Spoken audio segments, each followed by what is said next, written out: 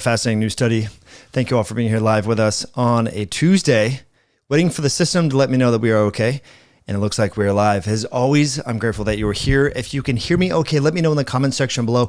We're going to talk about a fascinating new study finding that processed plant-based foods actually increase your risk of dying and having cardiovascular related complications. The title of this analysis that was published yesterday in The Lancet is titled Implications of Food Ultra Processing on Cardiovascular Risk Considering Plant Origin Foods, an analysis of the UK Biobank cohort, which I think is really incredibly fascinating because we've been told over and over and over by experts and pundits that as long as you avoid the butter, the red meat, the saturated fat, the eggs, then anything else is pretty much fair game outside of sugar. But we now know that eating processed plant-based foods are equally, if not more so, unhealthy than their meat-based counterparts. And that's what we're going to talk about today. I think this is incredibly fascinating. Again, if you were able to hear me okay, just let me know in the comment section below. I had a little bit of an audio issue with my test before starting this. But we're going to really dive in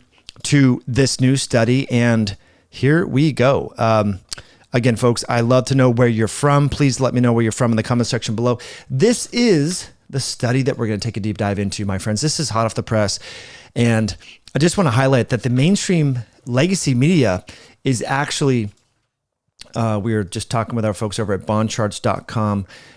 So New York Post just covered this, as well as Washington Post. They covered this article as well. I thought the New York Post did a pretty good job of highlighting the key takeaways from this recently published epidemiological study. And as you can see here, the title is quite interesting. Vegan fake meats linked to heart disease, early death study. Again, the study is right here. I will link it in the description below as we get into it. Oh, sorry. The study is right here, right from The Lancet. This data set was conducted using the UK Biobank data set. Individuals, there was 100,000 some odd subjects that were enrolled in this analysis, and they looked at food frequency questionnaires. So there are some limitations here. I just want to expand upon this. This was not a randomized controlled trial. This was a food frequency questionnaire epidemiological study. Now, we know there's limitations with these studies.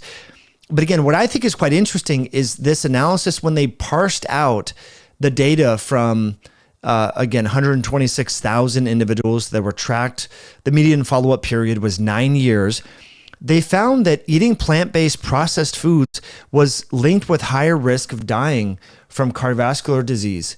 And again, I think that is just incredibly interesting because many people, when they go on a vegan diet, they start eating, fake burgers and karam and, just a lot of these sugary products, baked goods, and so forth. And so that's, I just want to highlight just what I found to be interesting in this study. So when I go and read through these studies, I highlight this for you.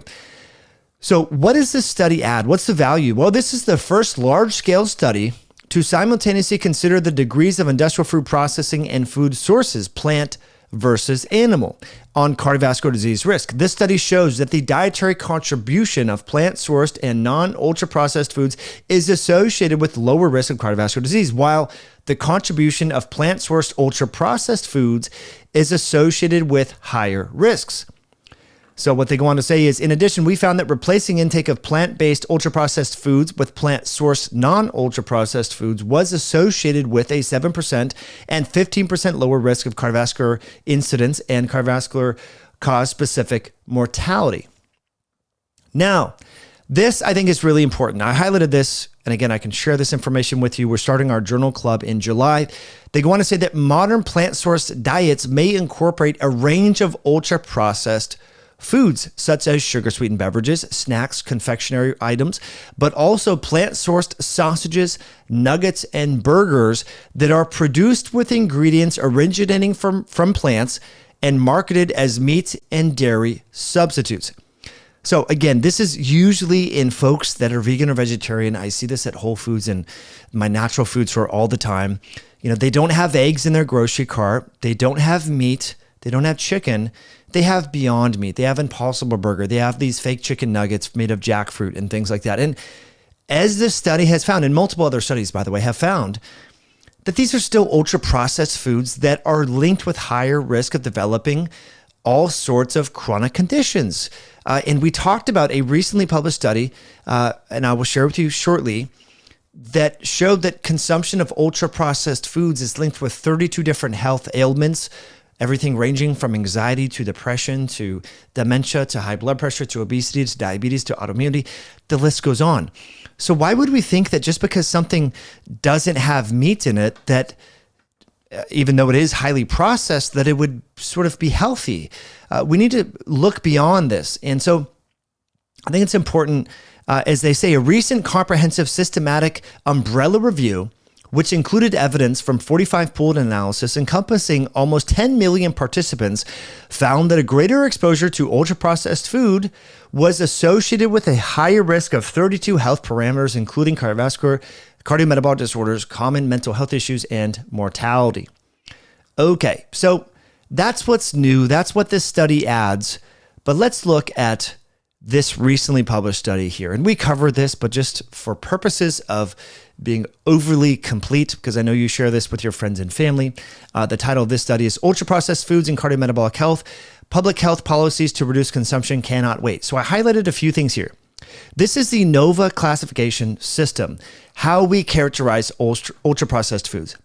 So NOVA class number 1, unprocessed or minimally processed foods include fresh, dried, grounded, chilled, frozen, pasteurized, and or fermented staple foods such as fruits, vegetables, pulses, rice, pasta, eggs, meat, fish, or milk. Okay, so these are the staple foods that you probably should be eating. Again, this is right from the British Medical Journal. Okay, now processed culinary ingredients include vegetable oils, butter, and sugar. So I do recommend, using butter to cook with, not overdoing the butter. Some people, when they got excited about keto, would have a stick of butter a day. I don't think that's a good idea.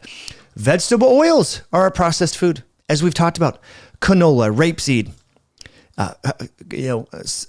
cottonseed oil. These things are actually waste products. They are not food products. They are waste products. Okay, now the ultra-processed foods. So these are foods that have undergone intense physical, as well as chemical and biologic processing, hydrogenation, molding, extruding, pre-processing, frying, etc. They often use cosmetic additives such as dyes, emulsifiers, artificial sweeteners, flavoring agents. So these are carbonated soft drinks, chocolate, and energy bars. Damn, that sucks that chocolate is considered a processed food. I mean, it really sucks because I love chocolate and I know many of you do too, but that's something we should have in moderation, like 5% of our total energy intake. Instant noodles, dehydrated soups, fish and chicken nuggets, powdered or fortified meals, meat substitutes containing substances such as protein isolates and or additives that modify color and or flavors. Okay, so those are the characterizations of the processed foods. And of course, this is the study that we're talking about today. This was reported in the Washington Post. This was also reported in the New York Post. Many people on Twitter are actually talking about this as well. So I do just want to check into the live comment section. We have quite a few folks on with us, which is great. Really appreciate you all being here. Again, if you're enjoying the content, hit that like button, my friends. That goes a long way. That tells the algorithm that this video might be helpful for people who are wanting to support their health. So hit that like button. That goes a long way. Let me know where you're from in the comments section below.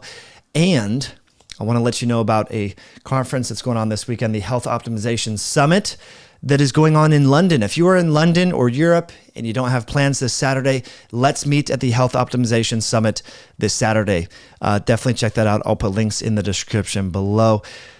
As many of you know, I am a huge fan of creatine. Creatine is arguably one of the most effective ergogenic aids out there. So I do recommend pairing this with exercise. Exercise is very important. You should be exercising pretty much every single day, walking at least 8,000 steps per day. Over at Myoscience, we have paired creatine with electrolytes. It's a very unique combination that no one else has really done before, featuring 2.5 grams of creatine along with real salt. You're getting magnesium, potassium, as well as taurine.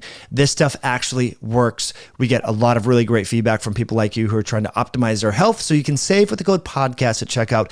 I will put links in the description below. Okay, so with those announcements beyond us, what we're going to do is go back to our study here and talk about some details.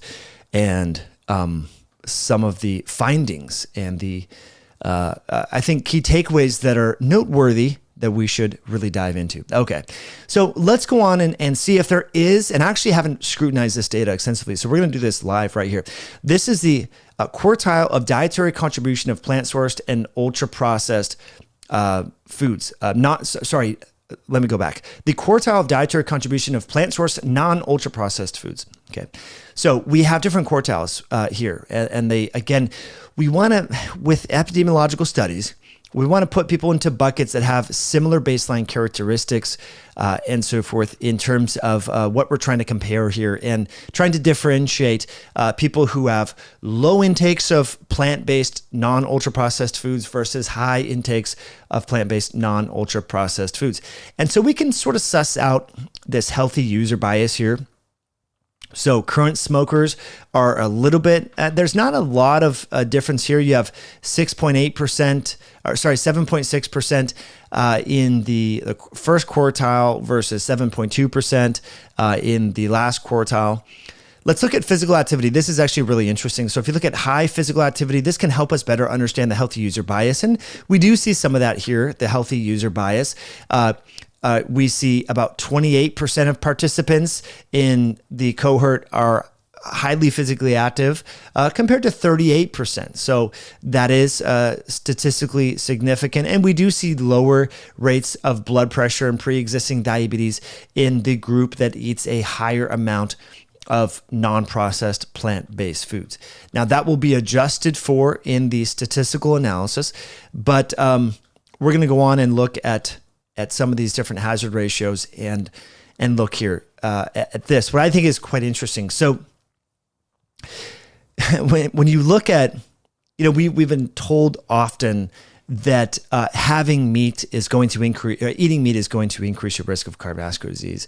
And so when you look at actually the risk of associated with eating meat and developing cardiovascular disease, it's actually about the same for plant ultra-processed foods versus animal ultra-processed foods. So an animal-based ultra-processed food, as I mentioned, would be like salami and preserved meats, chicken nuggets, fried chicken, fried fish, fish sticks, things like that.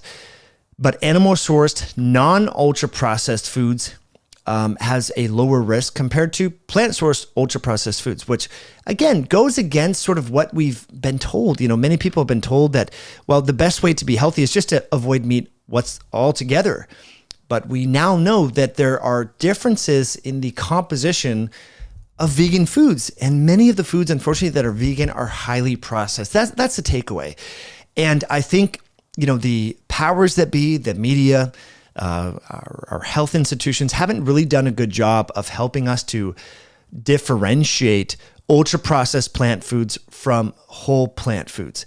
I have no problem with people eating a whole food plant-based diet. Zero problems whatsoever. I think it's harder to do, harder to get the protein. It's probably harder on the GI tract. You can have some GI issues and things like that, but you can do it, especially if you soak and sprout your grains, your rice, your beans, and prepare them properly. I have no problem with that. But what many people, the common way that people undergo a plant-based diet is getting fake meats. And this is highly processed. So if your primary protein source is already out of the gate, highly processed, I think you're starting from behind. And so I think it makes a lot more sense to have at least eggs or fish instead of highly processed vegan meats. And again, we now have the data, at least an epidemiological study finding at a large scale that consumption of processed meat alternatives are actually linked with higher rates of developing cardiovascular disease and dying from heart disease compared to just having, whole food animal products. And I think that's the take home and the takeaway here that I want to convey through what this study found. And I think it's important that we all recommend or, share this information with our friends and family, because we have many people amongst us who, their idea of a healthy vegan dinner is, plant-based chicken nuggets or plant-based fish sticks, and maybe a little bit of a salad with ranch dressing or something like that. And so a lot of those foods are highly processed, and we now have the data. In fact, I do want to mention, I do want to mention this study right here finding, and this is a table looking at all the recent meta-analysis associating ultra-processed food consumption and cardiometabolic outcomes. So these studies have all been published in the last 2 to 3 years. Okay, so type 2 diabetes, 40% higher risk if you're comparing people who consume low amounts of ultra-processed foods versus higher amounts of ultra-processed foods. All right, so sorry, I have to go to the screen. All right, so you can see this live now. I apologize for that. Okay, so this is table 1 from this study right here that we have reviewed before, titled Ultra-Processed Foods and Cardiometabolic Health, Public Health Policies to Reduce Consumption Cannot Wait. All right, so this is a table highlighting all of the recently published meta-analysis that have been published in the last several years. Okay, so if you eat, vegan chicken nuggets and you have Impossible Burger for dinner, and you're having muffins and plant-based Oreo cookies, you are increasing your risk of developing diabetes by 40%. You're increasing your risk of cardiovascular disease by 35%. You're increasing your risk of cardiovascular mortality by 50%. You're increasing your risk of developing abdominal obesity, visceral fat by 41%. Okay. So I think it's important that we understand here that just because something is derived from plants, it's not inherently healthy. How these foods are processed really tells the whole story. All right. So that's it for the sort of teaching segment of this. I want to get to your live questions. Again, thank you all for being here. Thanks for hitting that like button. I'm very grateful that we are here. We have Swamp Hawk in the house, very loyal subscriber, Joseph Jones. You two have been here on this channel for a very, very, very long time, are always on our lives, and I very much appreciate all of you, especially you two, Joseph Jones, Swamp Hawk, very consistent listeners and subscribers. Okay, Jay Chill says, 8,000 steps a day. I'd be lucky to make 1,000 steps with my broken ass feet. Okay. So there's things that we can do, Jay Chill. We can do air squats at our desk. We can do, there's different machines that you can do at different gyms to incorporate the upper body, a concept to lower a ski erg. There's a lot of things that we can do to move our bodies. But it's not me making up the 8,000 steps. That's a recently published study that actually found that the threshold for preventing all-cause mortality and heart disease is 8,000 steps. So that's the minimum that you should strive to achieve. So that's not my work. That's just what the research has shown. Winston Smith says the global goons are trying to stop me from eating meat, which means I need to eat more of it. Okay. Yeah, it is interesting. The powers that be, the health institutions, it seems that sometimes their health advice is, how should we say, not totally supported by evidence, and there can be an agenda at times. And it seems that the environment is sort of the lever that people are pulling now to push people towards a plant-based diet. Although most of these plant-based foods are derived from monocrops, corn, soy, canola, that rely upon tilling of the soil that aren't inherently healthy. So important stuff. All right. Are all the grass-fed meat bad and fake? Yellow is the handle here. Great question. Not all meat that you buy that has grass-fed on the label is actually fed grass. They can be fed grass pellets or alfalfa pellets. So I do suggest, and that's probably not that bad, let's be honest. I think what makes ruminants more healthy is the amount of muscle mass that they have, the processing that their different stomach chambers have to undergo to generate, the dietary substrates that they're eating, mostly, grass and things like that, converting that into muscle. I do think that's overall better than non-ruminant monogastric animals such as chicken and pig and farm-raised fish. Those are just my opinions. So even if you can't get grass-fed or you can't afford it or it's not available, just strive to get lower fat cuts. That's what I'd say.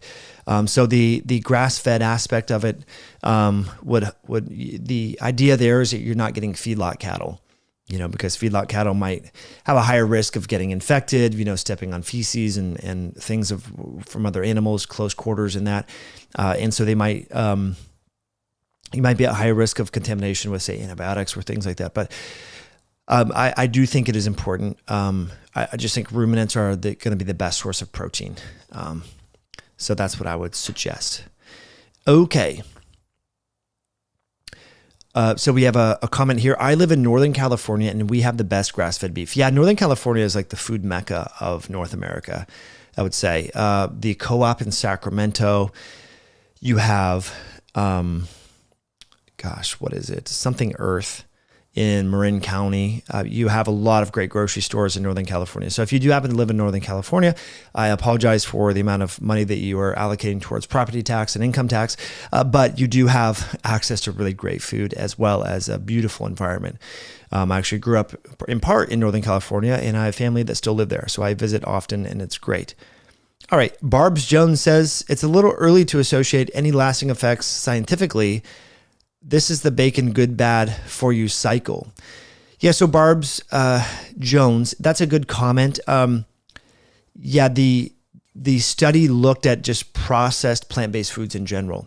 And so the Impossible Burgers and Beyond Beef and things like that, these are new products, but there was still, vegan food meat alternatives in the early part of the 2000s. And so that's what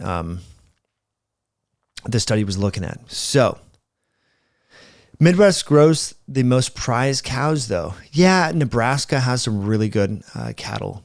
So yeah, that's part of that. But Santa Cruz, I'm getting a comment here. Santa Cruz is the food mecca of Northern California.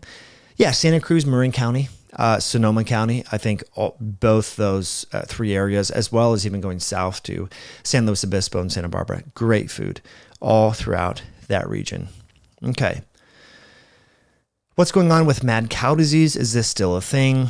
Yeah, so the prion proteins that can be found in deer and cattle, is that a thing? Yes. Is it something you should be entirely concerned about? Probably not, let's be honest. Those are my thoughts there. Okay. Look up Humble grass-fed beef. So that's Humboldt County. I actually have driven through Humboldt County. I haven't spent a lot of time there, but yeah, the grass-fed beef I'm sure is great there. They grow other things as well. Kyle O'Neill says, how often do you recommend eating small fish? Yeah, and smash that like button. Thank you, Kyle, for reminding everyone of that. Yeah, I think fish once a week is probably totally fine, so long as it's wild caught. Here's the thing with fish, my friends, is most of this stuff is farm raised, which you don't want. So they're feeding these fish soy and corn and all sorts of crap.